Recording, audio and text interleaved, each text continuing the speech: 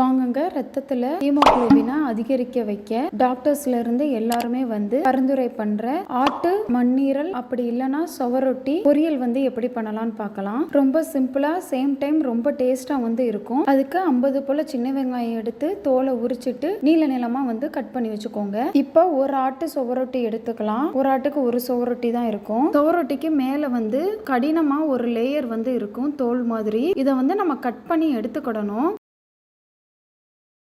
எனக்கு அம்மா தான் கட் பண்ணி தந்தாங்க. கத்தியை வச்சே ஒரு கீறி விட்டு அப்படியே இழுத்தீங்க அப்படின்னா சூப்பரா வந்துடும். முன்னாடியும் இருக்கும் பின்னாடியும் இருக்கும். 2 சைடும் எடுத்துக்கலாம்.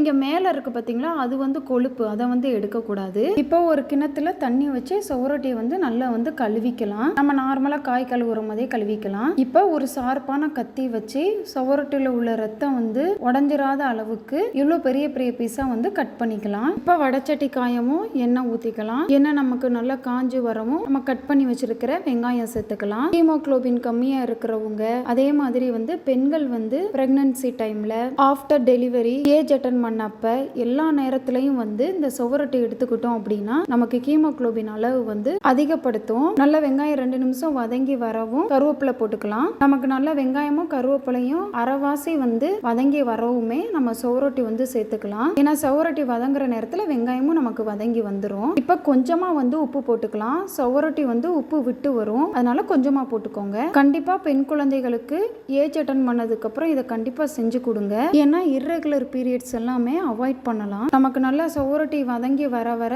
நமக்கு வெங்காயத்தோட கலரும் நல்லா சேஞ்ச் ஆகி வரும். ஒரு 7 இருந்து 8 நிமிஷம் நமக்கு வதங்கவும் சீரகத்தூள் போட்டுக்கலாம். உரப்புக்கு மிளகாய் தூள் சேர்த்துக்கலாம். சீரகத்தூள் உங்ககிட்ட இல்லைன்னா ஃபர்ஸ்ட் எண்ணெய் ஊத்திட்டு சீரகம் போட்டுட்டு அதுக்கப்புறம் வெங்காயம் சேர்த்து வதக்கிக்கோங்க. இப்ப நல்லா நம்ம போட்ட மசாலாவோட பச்சை வாசம் போற வர ஒரு 3 நிமிஷம் கிட்டக்க வதக்கிக்கலாம். பாருங்க, நமக்கு சுவரொட்டியும் சூப்பரா வெந்து வந்துருச்சு.